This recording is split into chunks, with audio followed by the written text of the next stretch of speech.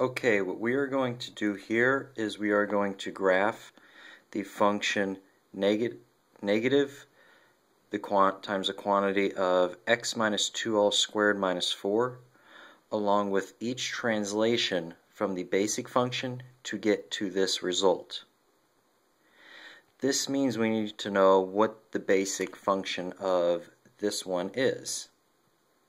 The basic function for this one, we notice that it is squared, so its basic function would be f of x equals x squared.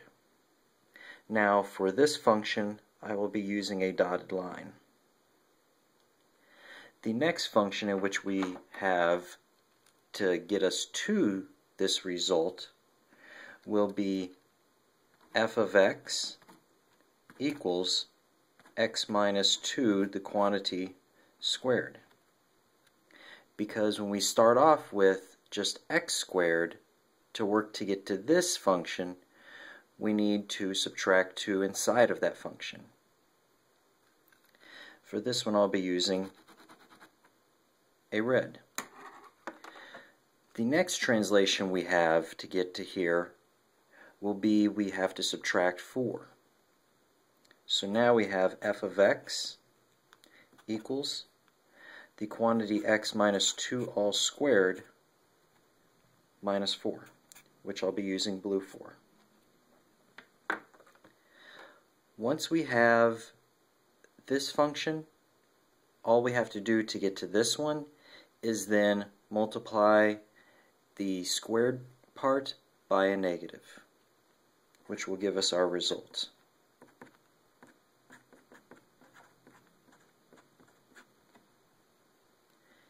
It's good to understand the graphing techniques of using translations because it will keep you from having to go back and re-plug in values, re-evaluate, and it can save you a lot of time. And for our final function, we'll be using just a black solid line. So the first function in which we must graph is f of x equals x squared. Well, we need to know what the axis of symmetry is for this function, and then also where the vertex is for it, since it is of a parabola. The axis of symmetry of this function is going to end up being x equals 0. And our vertex will be 0, 0. So we can go up and put our dot on 0, 0. And we know we have our axis of symmetry of it, x equals 0. Now, when we want to find some points for this function, since it is a parabola is symmetric about its axis of symmetry.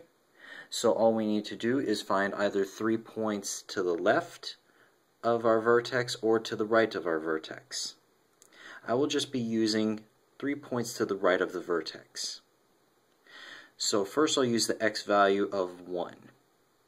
So when I put in 1 here for x, I will square it. 1 squared will give me 1. So that means I have the point 1, 1. Then if I plug in positive 2, if I have 2 squared, that gives me 4. So I have the point 2, 4. If I plug in 3, I'll have 3 squared, which gives me 9. So this means I now have the point 3, 9.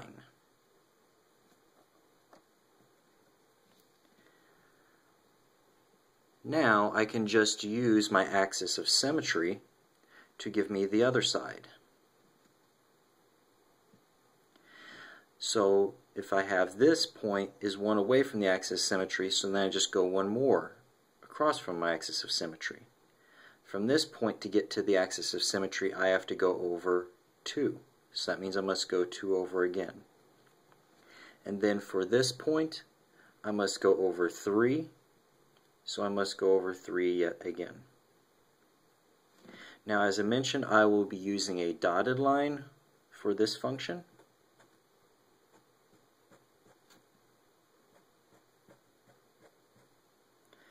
And since it's a parabola, it must have a curvature to it.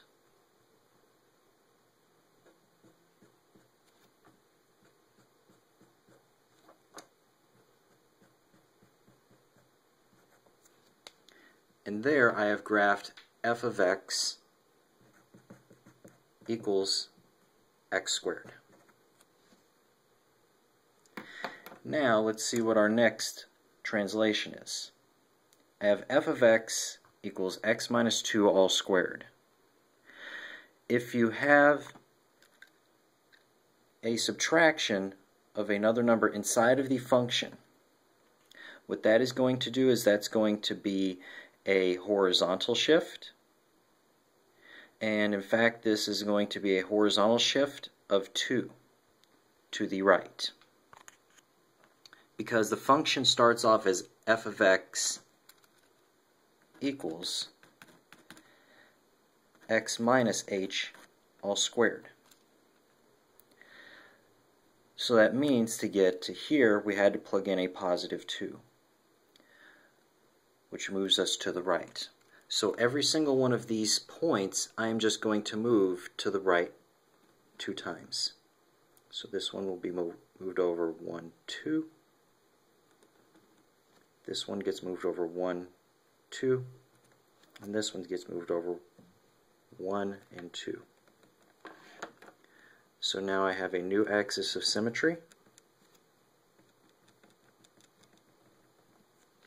And then I can use once again the fact of the axis of symmetry. So I will have some overlapping points right here, but that's okay. 1, 2, 1, 2, and then 1, 2, 3, 1, 2, and 3. And now I can connect these points.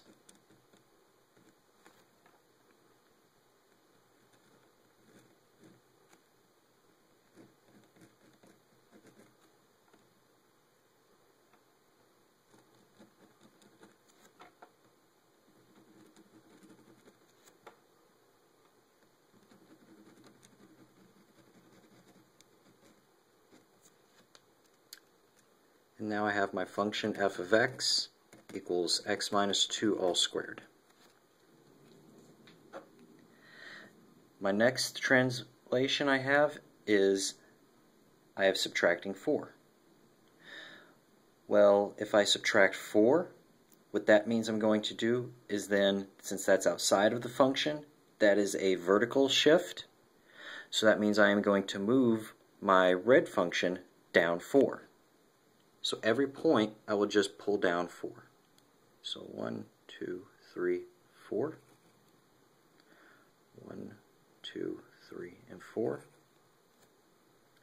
1, 2, 3, and 4. And 1, 2, 3, and 4. You can see that my axis of symmetry for the red and the blue happens to be the same. And I apply my axis of symmetry to give me my other points.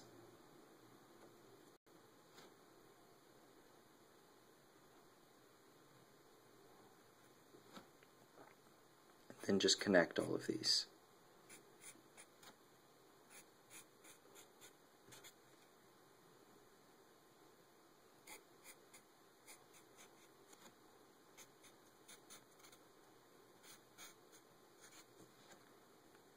And then there I have f of x is going to equal x minus 2 quantity squared minus 4. Now I have one fact left to do, which is I have a negative in front of my squared function. What that is going to do is that is going to take my blue function and reflect it, in a sense, across the x-axis. To reflect it across the x-axis, that means instead of this opening up, it will now open down. So my vertex, in this sense, will still stay there. But then I just need to count now downwards to get to the level the x-axis of where my vertex now is. So I go down 1 to hit that, so I just go down 1 more again. Go down 1, 2, 3, 4, so go down 1, 2, 3, 4 more again. And for this one, I must go down 1, 2, 3, 4, 5, 6, 7, 8, 9, and I don't have enough space on my grid, but that's okay, because as long as I have 2 points to the left or to the right of my vertex, that should be enough to be able to give me my curvature. I have my axis of symmetry for my final translation of the function here, so I can apply it. And now I can draw my final graph of my function.